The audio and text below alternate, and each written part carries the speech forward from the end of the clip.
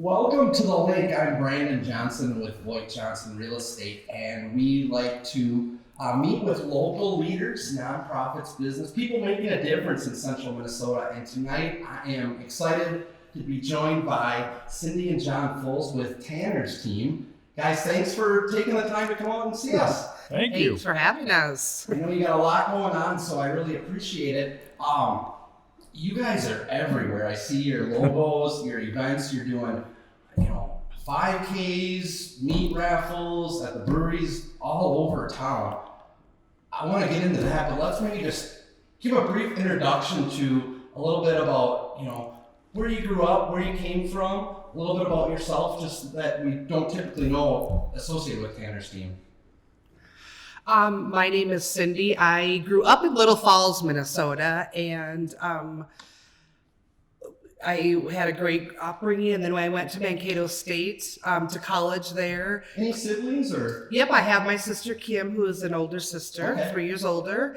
My best friend. Yeah. And we graduated from Mankato State. Both of you went to Mankato State? Actually, she was living there when I moved there. Okay. So it was kind of nice to have your big sister there, Sure. of course. And so I graduated and worked part-time at Herberger's there, and then transferred here to Herberger's and ended up working as a sales manager, and then moved up to the corporate office. And when I was working there, that is when I had the honor of meeting Mr. John Fuls. And we actually met on a blind date. Really? Yes. And So back who in the introduced you day, guys? they didn't have internet There's no stuff. Match.com or So anything? No, it was might be- opening lines like in the St. Cloud Times.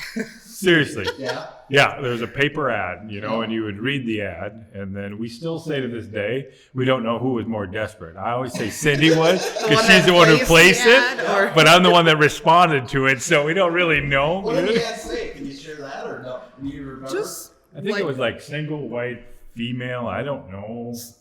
spontaneity. See, theater. people under 30 are going to listen to this and be like, people really did that? But I Yeah, remember well, those. you remember that, don't you? Absolutely. Yeah, Oh, St. Cloud yeah. Times. And it was like you had to call into an 800 number, or No, not. 1-900 number. Yeah, and You then had to pay. I had to So pay. I'm sure to- there's some security or privacy. Yep. Because that's the reason. So for he that. left a message, left his number, and I could reply if I wanted, and I did. And Oh, fun. we talked on the phone for an hour and a half after, and I thought, if I can talk to him, we could probably have dinner or something. And so, did you talk for a while before you met? Or what? What was your first date, Yep. so to speak? We went, we met at Angus McGee's, back in the back, day. which is Grizzlies now. Okay. Grizzlies now, yeah. And what I- time frame, rough ballpark? 1992, 92. Okay. 94, right in there. 94. Yep. And he said, I'll be wearing denim jeans and a leather There's no one jacket. look so that you're just going by the description of what he's wearing. Yeah. And so a guy walks in and I went, is that him? Because if he would have come up and said, are you Cindy? I would have said, no, I'm not. And I would have walked out the door, but it wasn't John. So yeah, we had a nice dinner, lots of good conversation, and 2.5 years later, you proposed in that same booth to me. You proposed to me, so Yeah. yeah. Very cool. What a fun story. Yeah, and the rest is his. No. 20 some odd years later, here we are together yet. So. Cool. Yeah. And so you've lived in St. Cloud ever since? Yep. Yeah, since 1996, actually, we live in Sauk Rapids. Yeah. So we built a house right before we got married. Yeah. So I actually moved in March, and we've been in the same house ever since 19. We built the house together, and we learned a lot of things now since 1996 that we would change in our home. But being first-time homeowners, you're just excited, and lots of different things in there, and so yeah, we're excited to be. We live in Sauk Rapids, and so it's great. So you get married. Is there the discussion of what's the planning? We're going to have kids, or how does that how many years do you It would have? have been 3 years after we were married, Yeah. because Tanner was born in March of 1999, Okay. and then we had another child after that. We had Maddie, who was born in 2002. Yep, 3 years later. You so. said earlier is a senior. Yeah, This she's a year. senior in She's high a school senior this year. this year, Yeah, yes. yeah. And Tanner in March here now would have been turning 21 years old. So it's just crazy. Goes fast. It does. It's crazy to Yeah. think. I mean, we've been to a couple weddings this year of some of Tanner's classmates, and it's kind of weird when you sit and you can buy them a beer now. It just doesn't feel right some way, Yeah. Cindy's up at the bar doing shots with the girls from his class, and it's like, wow, course. times have changed. Yeah. So, but things move on. Well, let's maybe dive into, Tanner's team, maybe tell a little bit, because I think most people are familiar with the logo, what you guys are doing, but maybe not the full backstory. Maybe, feel free to just kind of share that journey or what got you here to this.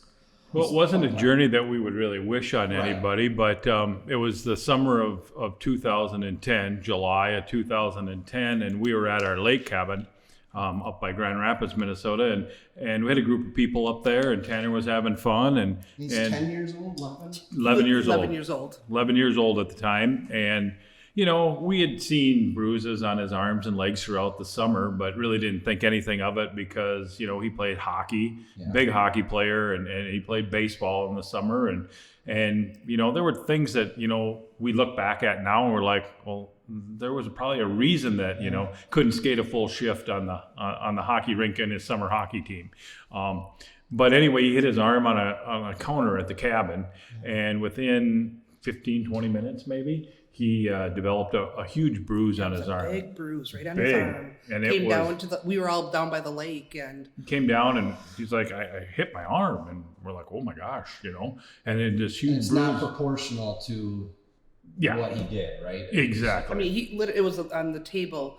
He Counter, bumped the yeah. corner of the table, and it was huge and black and blue immediately. So And so right away you're worried about it, but you don't really know what's going on. Right. And so we got back home after the weekend, and then Monday Cindy took him into the doctor here in St. Cloud, and they ran some tests, and then they sent some tests over to the hospital, and then they came back and said that Tanner had some blast cells in his blood, and that we needed to get ourselves down to Children's Hospital as soon as possible. So they made arrangements for us to be down there. Was within a couple of days? Wasn't it was Or that next day we were there. we were right away Yep, that next day. And so we went down to Children's Hospital, and Children's thought it was going to be one or two types of leukemia that Tanner had, just based off of the bruising and what they saw in the preliminary results. You're getting that news, which is, within days, your life's turned upside down. Exactly. Well, how is he processing? I mean, because I'm assuming it's devastating for everyone, but a young kid to have to process that. What's does he understand? No, You could talk probably more to that, because you guys spent a lot more time. I mean, not a lot more time, but you guys had some good conversations. So kids are so resilient. Yeah. He was amazing. And I don't know if he understood at this time already what was going on, because we didn't really even understand it. We're like, okay, we'll take direction from the doctors and the medical staff. And so, he was just positive, never complained about any of those tests or the poking of the blood, the blood draws or anything. So he was just such a positive child through this whole process. Yeah, it was really amazing how, I mean, it little things that phased him along the way, but we were there that first day, and Children's came back to us and said, we don't know what it is, So they gave you, it's possibly one of two types. That was their first. It was, and then what they did is that next morning, then they scheduled a bone marrow biopsy, and that was to investigate what was going on in his bone marrow, and they figured they would figure out which type of leukemia it was at that time. And the doctor came in that afternoon and came into our room, and we're expecting that they're going to start some kind of treatment right away for Tanner, and it is what it is, and we need to come up with a plan. Yeah. And so the doctor comes in. This is kind of funny. I mean, not funny, but he comes in and just they're just normal. You always think medical physicians, you kind of go, oh my goodness. Right. But he sat down. It's crisscross applesauce. Sat down on the floor in our hospital room, and he said, I've got good news and I've got bad news. And we're like, okay. I mean, but for him just to sit on the floor while we're in the bed or whatever we were doing, and he just said it's not leukemia. And we're like, oh, okay. Yeah. But it was going to be 3 things. And the next 3 weeks we're going to determine. So it was going to be a post-viral infection. Something that it could be get over real easy. We all get infections, but our bodies fight them off. Or it's it's pre-leukemia. Or it's going to be, it's called MDS, which is myelodysplastic syndrome. Okay. And he said, do not go home and Google that. Wow. Mr. John What do you goes think? home. How do you do that? and he How do you Googles not it. do So- that? You know, it's your child. So, you know. we were going to go in we were sent home that day. Yeah. Kind of feeling really good and positive. And So is he still feeling? I mean, he's bruising, but is he still relatively, or is he getting started? No, he was feeling like you wouldn't know that there was something you wouldn't really look at wrong. him and know, but he didn't have as much But energy. energy, Now yeah. that we're paying closer attention to things, and retrospect. he wasn't able to do anything active like go water skiing at the cabin. He had to stay pretty. Because if confined. he would have hit his head he could have bled to death because his Yep. platelets were not Yeah. performing the way that they should be. Yeah. So, they discharge you or send you home yep. from there, and then what kind of? So we were going to go out 3 weeks, and a couple times a week we had to go in for blood draws, and they were going to keep testing and just really to see where his platelet levels were. And unfortunately, they were just not going up at all. So they were a little disappointed. Then all of a sudden, I got a phone call from at my work. And it was Dr. Richards, and he said, can you talk? So I went in the back room, and he just said, we've gotten some testing back from the U of M, and unfortunately, Tanner does have myelodysplastic syndrome, which means he'll have to have a bone marrow transplant. And had you kind of or did you know? I didn't know the part about the bone marrow transplant, or what they would have to do to fix it or make it right. But we knew that it was a form of pre-leukemia is what it is, and so it could lead to full-blown leukemia if they didn't treat it of some kind, and it still could, even after treating it, it could have led to another form of leukemia. And so we just kind of took their advice, and we live in the state of Minnesota here, where we had a choice, where we wanted to go for treatment. Children's Hospital is In great. St. Paul? Yep, Minneapolis there. Yep. And they're great for treating cancer patients, but they don't do bone marrow transplants there. Okay. So we either had a choice to go to the University of Minnesota, or we could travel to Rochester to Mayo. Yep. Yeah. So how about that? You have 2 wonderful choices within Minnesota. For sure. I mean, For sure. it makes a very tough decision for us, which is, better. I have relatives that work in Rochester, so they were able to get us in with the pediatric people down there, and we met with them, and we met with the people. Got a second opinion, and it still came back that it was myelodysplastic syndrome. So at that point, we needed to come up with a plan to try to tackle it. So what's the prognosis? So they've diagnosed it. Do they tell you these are the likely outcomes, or 80% chance. 80%. I he always was gonna remember make it. 80. I was going to say 80 stuck in my head, but for some reason. 80% will make it through it. And, I still remember sitting in the room with the doctors who our Dr. Heather, who's his primary doctor, is on our board of directors and just a very dear friend to us now. But I just remember sitting around and, Tanner loved them. They were so good to him. And, kind of going through that, okay, now this can happen. We kind of just skimmed over it all because we're like, he's strong. He'll be fine.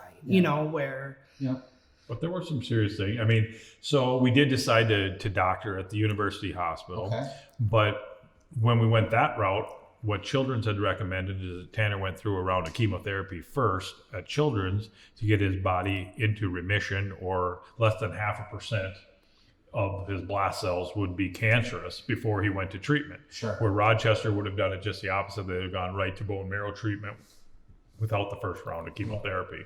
So Tanner checked back, and he was able to go to his first week of middle school. Okay. Because that was a big thing, because he was just going into 6th grade that year, and he wanted to go to middle school so bad. How much time has passed from that bruise at the cabin to now going through July this? 21st was when that happened. And August 2nd, wasn't it? Or August 2nd, we went to Mayo. And then we had been down at Children's having a round of chemo at this time. School starts September 3rd or 4th. Sure. And then So he he- started his chemo. And then he went that first week, and then that next week is when he started his bone Chemotherapy. marrow. And how did that go? Was that probably pretty intense, or? It was. We look back at pictures of it now. I mean, going through it, you don't really realize how intense it was.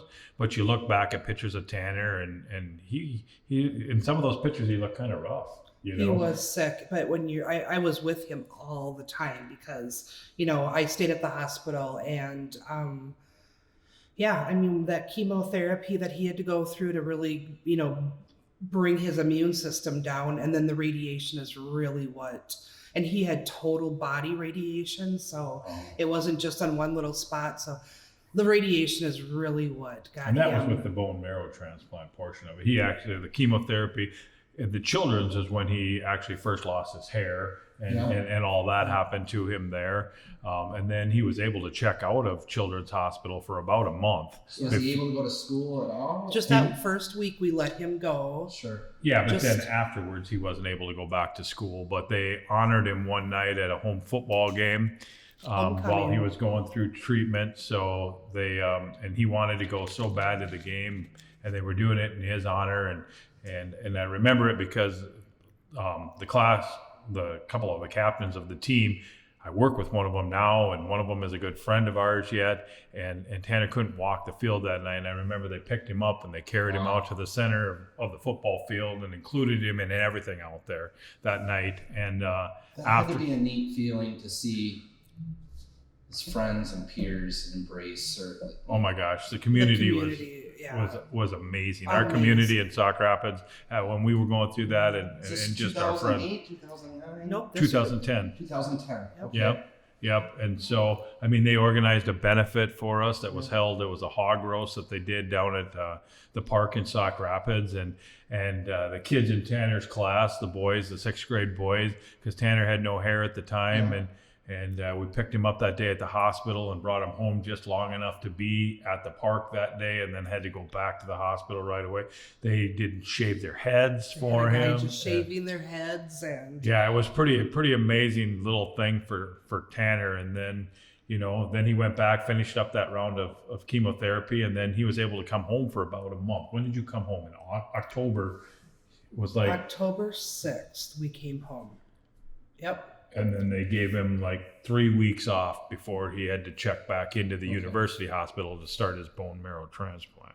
And so how long did that bone marrow transplant, or what's the process? So we checked in, October 29th of that year, we checked in.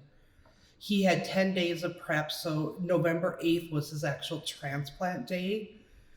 And we got through all of that and everything, and developed an infection. So his body has no immune system to fight that And that's off. the big worry, right? It is is the because big basically worry. your immune system is like a newborn baby at that time. Yep. So, but he got to do a lot of amazing things before he checked back into that hospital. He was able to, when he first checked, the night before he checked into the hospital, they had hockey fights, cancer night with the Minnesota Wild. And we had gone. He's a huge hockey. He was a hockey nut and loved it. So we had been to a couple hockey games because we were able to meet Matt Cullen and Matt Cullen's wife, and met some of the other players' wives at a game that we were at, and they took Tanner downstairs and introduced him to the players. And then they always have the little boy that skates the flag out to center ice, before every home hockey game. And I remember that night, if you were in the car, or it was just Tanner and I, but we were driving back to the Ronald McDonald house after a Wild game. He said, "Dad, how do you think you get to be that little boy that skates that flag out?" I said, "I have no idea. I have no idea." Yeah. And, we kind of left it at that because I'm like, well, I don't know how you do that or where you would even start. Well, about a couple days later, maybe 3-4 days later, Tanner was part of an organization that is a wonderful organization in Minneapolis. It's called Hope Kids. And Hope Kids is set up to give opportunities to kids that have sicknesses. Sure. They'll get tickets for different events, and a child can take those tickets, or a family can go to these different events. Well, the Wild had contacted them and asked if they knew of anybody that would be able to skate that flag out to center ice on Hockey Fights Cancer Night. And so, boom, Tanner's opportunity to skate. Yeah. We call it his moment of a lifetime. Yeah. That was it right there. It was. I mean, the last time he ever touched ice and laced up his skates, he skated out and stood at center ice with the Minnesota Wild. Wow. Yeah. High-fiving everybody. And not only that, but you look back on it, they were playing the Washington Capitals that night. And one of his biggest he's a big fan of, was Ovechkin at the time as well. And Ovechkin was on the ice and came by and gave him some knuckles. And so, he had all these things to take with him when he went to the hospital, which was awesome. I mean, we couldn't have done that without Hope Kids and without Minnesota Wild. And so they made a little boy's dream come true, And we still have the video to this day, and we sit back and we watch it, and we can watch him, get fired up and then skate out there, and he just does a super power stop when he gets to the center ice, and ice goes flying. He was so worried he was going to fall, and we're like, "You'll be fine." Yeah. And so he was able to do that, and took his video along, and the day he checked into the hospital, he's playing the video for all the nurses. Yeah, he's got his hockey sticks that were signed by Mikko Koivu, and all the guys on the team had signed sticks, and so he's all these hockey sticks in his room, and then we check in that day, and then they have you check in, and then you're sitting around that day, and you really don't have much to do until that evening, when they first start the chemotherapy, like Cindy was, and the radiation follows after that. But the child life specialist came into the room that afternoon, and she said to us, she's like, "Well, we have a special guest here in the hospital today. Would you like to come and meet this special guest?" Wow. And, Tanner and I are like, well, I suppose, what the heck? We don't know who it is or who it's going to be. And so they take us up a floor or wherever it was into this room, up by a room. And inside of this room, who's standing in there but Mr. Brett Favre? Oh, my goodness. Yeah. So the day after skating out the center ice, the very next day, another idol of his, because he's got a football. It's October. Him and I were playing catch with a football and having a good time, and we go upstairs, and Tanner gets to meet Brett Favre and get his autograph. Tanner gives him one of his Tanner team, bracelets that he has on, and says, "I'm fighting cancer," and so we thought, well, that's just awesome, But then we were staying at the Ronald McDonald House, and the story gets a little bit better. It gets a little winded here, but No, you're good. all right. But anyway, the best part of it is we went over to the Ronald McDonald House to have supper that evening. They let Tanner leave the hospital before his treatment. So they said we could, we had to pass to go and just one last time, because for the next 100 days after that, Tanner wasn't going to be out of the hospital. So let's go out. We'll play catch with the football for a little bit. We'll go over, have dinner at Ronald McDonald House, and we'll come back. And at 7:00, you'll start your treatment. So we're over at Ronald McDonald. We're sitting up in our room, and so they have an announcement comes over and says, "Well, we have a special guest that came to the house. If you'd like to come down to the courtyard, which is a big area out in the back of the room, the Ronald McDonald House, you can meet the guest."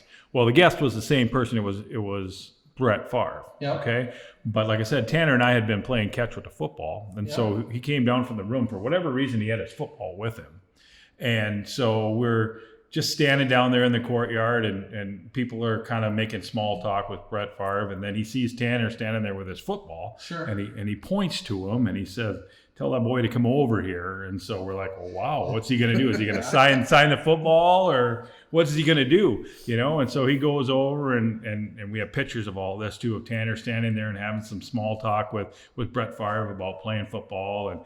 And then Brett asks him, "Well, can you catch a pass?" And Tanner's like, "I sure can." And so what he does is he takes Tanner's football and he sends Tanner across probably a good 30 yards across the backyard there, throws the ball, Tanner catches it in stride. Cool. So how about that? I mean, those are two cool things. I mean, that Tanner went out on a high, and so. The impact, the athletes that go and visit these kids, I mean, when you're 10, 11, 12-year-old kids, you idolize these athletes. Oh my gosh, It's just, it takes you away from reality to be able to put you in a position to have a a memory, like you said, going to something that's not going to be bearable, to be able to experience the joy of skating to center ice and meeting Brett Favre. What these athletes do for these kids, I'm sure you are a great testament to what it means to your family, not just. Oh, it does. It means everything. And you know, sometimes you wonder if the guys really truly understand that or not. And they really do make a difference. And then, you know, then the worst part of the journey started, you know. Yeah. Started. So you're going in, walk me through that process or how that kind of. So they call it -10. The first day is -10, and they go all the way to -9, and then day 0 is when you actually have the transplant. So you go through chemo, pretty intense chemo, and then 5 really tough days of radiation, and they get you prepped so you're wiped out of that immune system. And then the actual bone marrow transplant is pretty uneventful. It's an IV bag that smells like creamed corn. Really? They warned us. They said, just so you know, the room's going to smell like creamed corn. And so we had the transplant, and it was on a Monday, and Tanner was pretty down and out, just not feeling well. And that Friday he developed, what am I trying to think? Infection. But he had a fever, which they could not get down. They tried putting ice underneath. They just tried everything to get that fever down. And unfortunately, it brought us that weekend, that Saturday, the week, of his transplant, to the PICU unit, which was pretty devastating. And then within an hour, they just said, we're going to intubate him, we don't want it to become an emergency situation and have to intubate him. So then he was put on a respirator at that point already. And that's how he was until, he was in ICU or PICU now for the next 3 weeks. Yeah. Kind of ups and downs.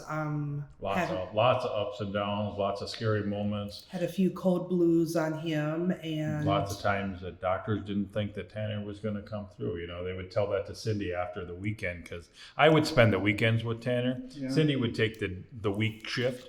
So you guys still have, I'm assuming, have some semblance of jobs? We both had jobs, full-time jobs. I ended up not going. I had to take a family medical leave, and so John stayed home with Maddie, and we tried keeping life as normal as we could for Maddie. Right. But she needed mom time.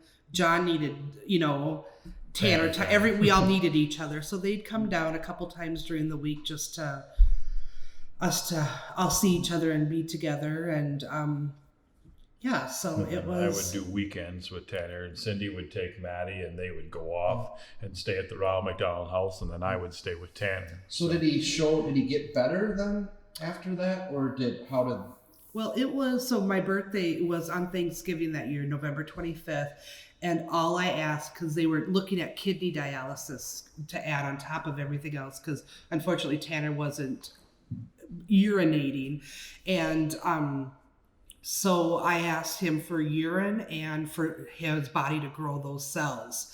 And I woke up that morning and I called the hospital and I said, what's the output? And they said, they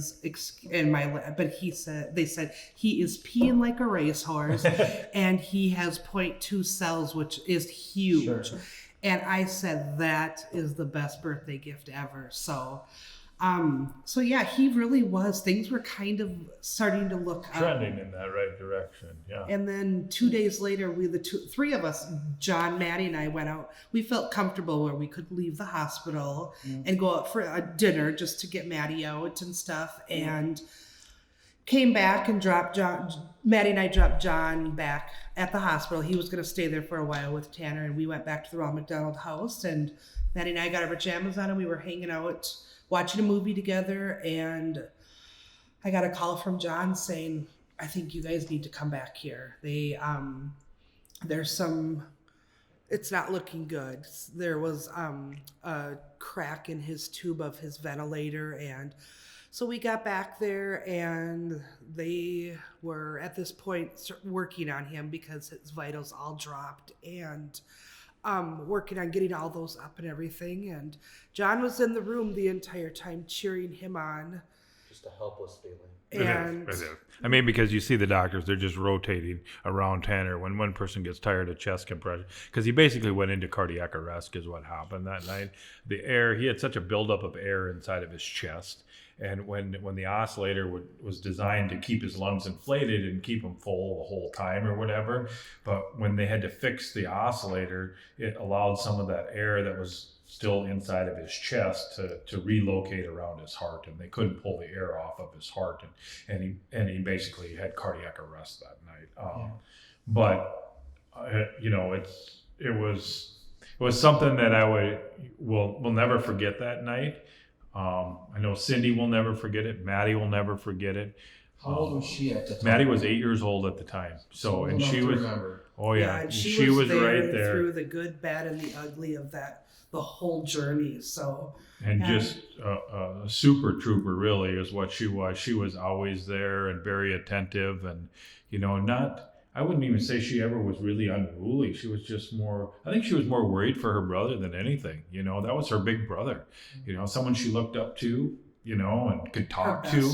They were best buddies. Yeah. And you had mentioned before we got started here, she's planning on going to nursing school. Yeah. And you kind of attribute some of that to her seeing this or living that to her purpose in life. I absolutely, yeah. I would definitely say that, because you know, the child life specialists were so good with Maddie, but then like Cindy talked about, you know, we had two main doctors, Dr. Heather and Dr. Christina, and both of those doctors and the whole medical staff there at the hospital were amazing people. I mean, they are truly there to do their job and to try to make kids better, and when a child doesn't make it, and Cindy can probably tell you this story better than I can, but when a child doesn't make it, I mean, they're right there with you at the same time, you know, and Maddie's over a garbage can throwing up because she's so sick to her stomach because of what just happened, and we have the doctor just rubbing Maddie's back and telling her ponytail back, just telling her it's going to be okay, you know, and then Cindy walks into the room and all the nurses. Oh, just lined up along the wall.